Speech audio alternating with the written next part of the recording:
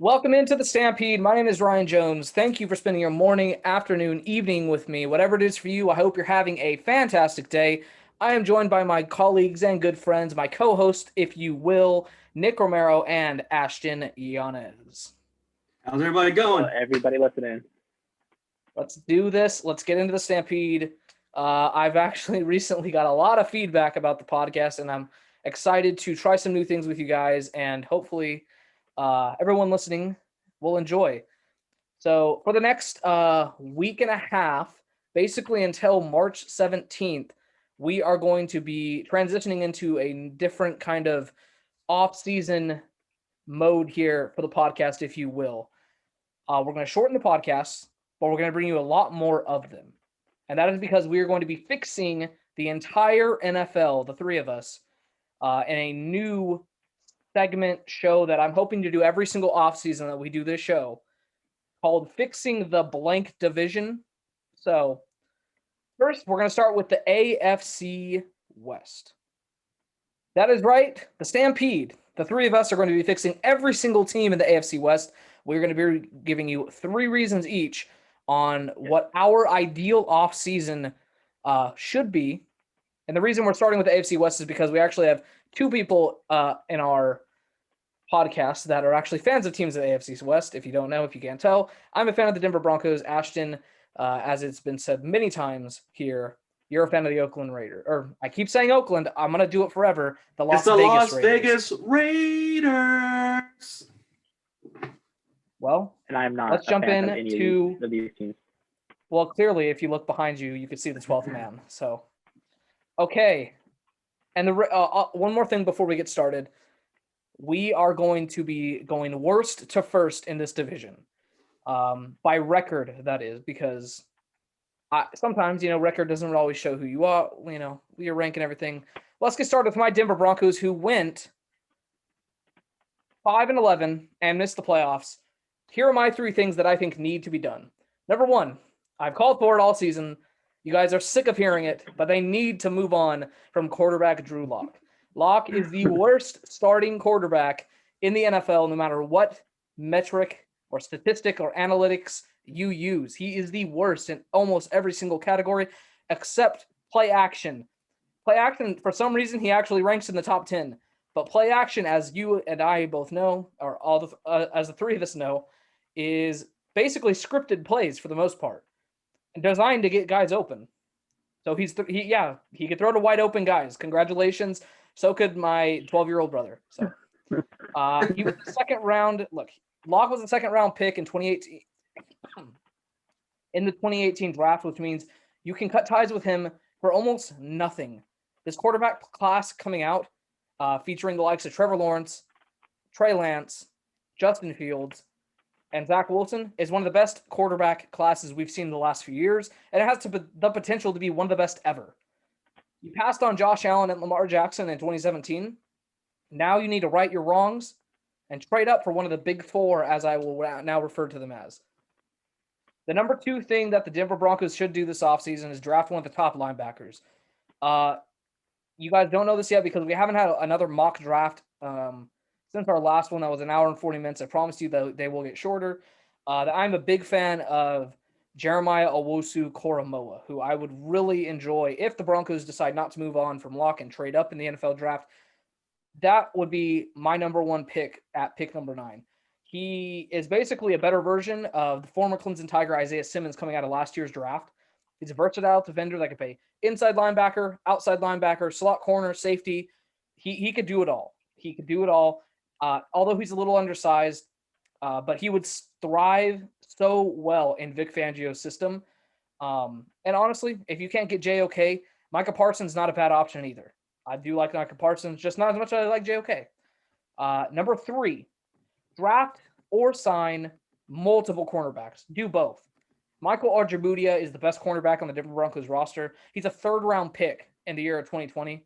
And although he had a impressive rookie campaign, he's just not like, you can't have a 3rd-round pick being the best player or best corner on your roster. there's veterans out there that would thrive in Vic Fangio's system and go after a Jason Verrett, a Patrick Peterson. I don't think you'd be able to swing a Richard Sherman, but if you could, I mean, that'd be amazing, right? But either way, you have one good corner on your roster. You need at least four of them, at least four starting caliber corners. The Denver Broncos are going to have to make a lot of moves at cornerback if they want to be competitive in 2021. Yeah, I agree there, Ryan. I think the biggest thing that you hit on is moving on from Drew Lock. It's hard to move on from quarterbacks that you just recently drafted, but Drew Lock has really proven that he's a good solid number 2. And yes, as great as he's been in the play action game, he's definitely a guy that you just need to move on from, especially since Denver has had some trouble getting the ball going on the ground, even though that's been their number one thing in regards to getting championship runs. But yeah, Drew Lock, I'm sorry, man, you just got to go. Yeah, I totally agree with that. But I want to go to when you said sign or draft multiple corners. I think they should go young. I think they should draft corners just because it's, I think the team needs to get younger. They're talking about moving on from Vaughn. And so I just feel like I feel like they want to get younger. So, and they're at number 9, they're at a good spot that they can get a pretty good corner. Okay, so the next team is the Los Angeles Chargers, who went 7-9, and they also missed the playoffs. So the number one need I have is O-line.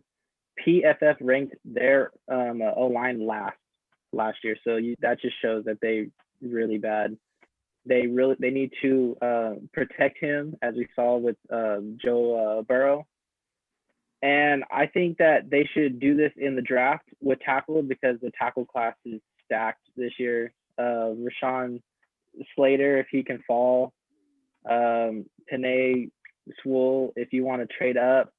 Yeah, and then I think that they should go interior O-line in the off season because the guard in the center class is actually pretty good. They got Gabe Jackson, who got cut. Joe Thuney, who's not going to get franchise tagged, so he's a free agent.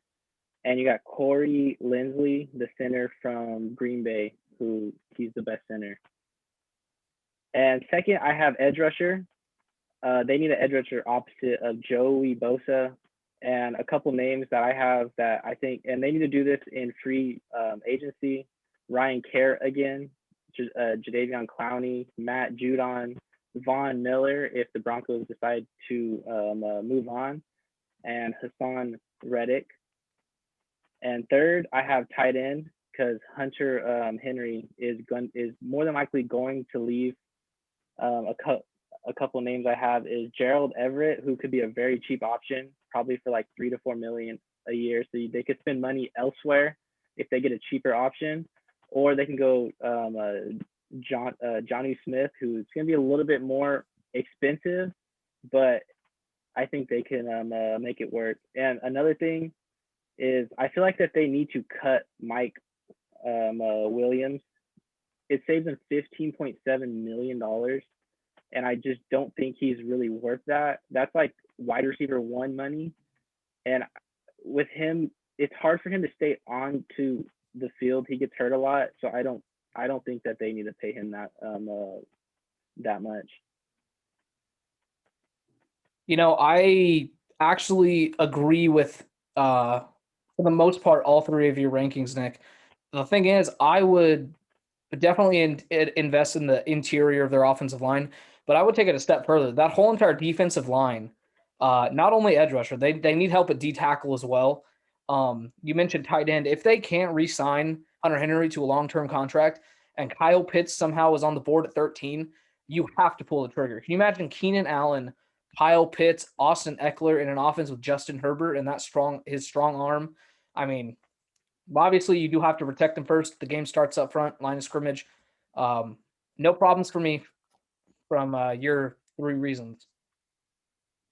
Yeah, I like the upgrades as well. I think offensive line is definitely their top priority just because you have a young quarterback. You want to make sure he's going to be safe in the pocket throughout the entire season. I would swap the priorities of edge rusher and tight end just because, again, Bosa is already that big of a threat, and they're about to lose Hunter Henry if they don't re-sign him. But, again, how cool would that be, Ryan, to have Kyle Pitts there if he were to somehow fall? I doubt it. But I think I agree there, Nick, that offensive line is definitely the main priority for Los Angeles.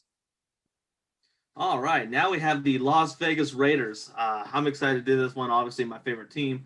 Number one thing is secondary, more specifically the safety position. I like Jonathan Abrams. I think he's a stud player. I love how he comes down the tackle box and makes those big hits. But we need a guy who can cover, especially in those deep thirds. We saw how he, in my opinion, basically cost us the game against Kansas City Chiefs in that second game in Las Vegas because he gave up that deep middle thirds pass with Patrick Mahomes and Travis Kelce or Tyreek Hill, whoever caught that touchdown. But anywho, we definitely need to address secondary. Number two thing is pressure. I know that we've already drafted a bunch of defensive players, especially in the defensive end, outside linebacker type of guys, but we really have not found the guy yet. And again, our standards are so high since we had, Khalil Mack not too long ago. So we definitely want a guy that's at least half as good as that guy. Number three, we got to get rid of one of our quarterbacks. Marcus Mariota, he is a stud. And I didn't realize how much bigger he was to Derek Carr because of the style of play Marcus Mariota has. But as the great John Madden once said, if you have two coaches, you have none. And I really think that we got to solidify what our identity is offensively. And the way Marcus Mariota played against the Chargers last year, you got to think it's a pretty tough decision for Mike Mayock and John Gruden. Yeah, I totally agree. I think they need to cut or trade away Marcus Mariota. I mean, he's making over $11 million next year. That's just too much to have on the bench. I mean, unless you guys are going to don't see it happening, you guys need two of your guards and you guys traded Trent Brown. So you guys need line now. But yeah, I think you guys need to trade Marcus. Realistically, I don't think that Derek Carr is going anywhere. I know that they are doing their best to restructure the offensive line. I would have put offensive line in one of their needs because they've traded away Trent Brown, cut Gabe Jackson and Richie Incognito. I think the decision is definitely tough because if you have a bad offensive line, you want a more mobile quarterback. Ashton, we were talking before the podcast, and you mentioned this. Mariota may fit the style of offense better. That doesn't mean that he's a better player than Derek Carr because I don't think he's a better player than Derek Carr. That's not in question at all. I think that everyone would agree Derek Carr is a much better quarterback than Mariota. But stylistically, he fits the scheme better. He's more of a West Coast guy. Derek Carr, he used to love to throw the deep ball. He doesn't anymore.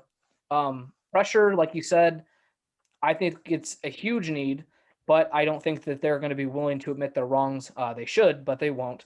And you said Jonathan Abrams is a stud player. I totally disagree with that. I don't think he's good at all. He's a safety that can't cover. You might as well change his position. He should just play inside linebacker. So, all right. And I decided that I'm going to cover the last team, the Kansas City Chiefs, who went 14-2 in the year of 2020 and lost in the Super Bowl, as we all know, to the Tampa Bay Buccaneers. Number one, offensive line. No bleep. I'm not going to curse because of reasons, but for Christ's sakes, you have to fix this offensive line. Look, let's be realistic. They have an okay offensive line. They're going to get both of their tackles back, Eric Fisher and Mitchell Schwartz, healthy and ready to go. But you have to add depth at those positions in case Eric Fisher continues to not be a good football player and Mitchell Schwartz gets hurt again. So, and then they also have Kelechi Osemele, who they're going to have to re-sign, who's one of the best guards in football when he's on the field. So there's that. What you really got to do is take chances on guys in the draft, high-profile offensive linemen like Jalen Mayfield out of Michigan, and Alex Leatherwood out of Alabama, Elijah Vera Tucker, if for some reason he falls all that far, a guy that can play all five positions on the offensive line. You have to get guys that are versatile so you can stay in contention in the playoffs when you come up against a top-notch pass rush like the Tampa Bay Buccaneers have. Number two, make a move for an edge rusher. There's two interdivision, Von Miller and Melvin Ingram, who are veterans that would be cheaper options. All you got to do is re-sign or try to go after one of them. If they become available, retool, rebuild your roster, and make another Super Bowl run if you're Kansas City. Number three, re-sign Sammy Watkins. Now, some people scratch their head at this, but let's be real here. The Chiefs' offense is at its best when they have too many weapons to cover. Re-sign the speedy deep threat that is Sammy Watkins and add another weapon, maybe another tight end, another receiver for the short intermediate stuff. But look at Tampa Bay. They have so many weapons, you can't even name all of them. Chris Godwin, Mike Evans, Rob Gronkowski, Cameron Brate, OJ Howard, and they want to add Odell Beckham Jr., or at least Tom Brady wants to add, and let's be real, Tom Brady's probably the GM at the Buccaneers anyways. So you just need to continue to add weapons in order to compete and make it hard for defenses to cover all of these weapons you have. I would love Von Miller on this team. I think he could teach Frank Clark more moves. And I think, let's say they draft someone, Von Miller coming in, he could mentor them. I think if Von Miller is there and the money's right, Von Miller on the Chiefs it'd be really, really good.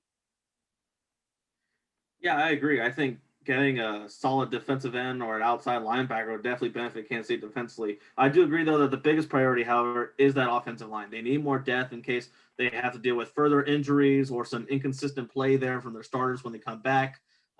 It's definitely the main reason why they lost 31-9 in the Super Bowl. Not necessarily why they lost the game, but why they lost by that much. Thank you so much for listening to the Stampede. Whatever platform you're listening on, do yourselves a favor, do us a favor. Please leave a review. All feedback is appreciated. And subscribe so you never miss an episode of the Stampede. Once again, thank you guys so much for tuning in. For Ryan Jones, Ashton Yanez, Nick Romero, we'll see you guys next time.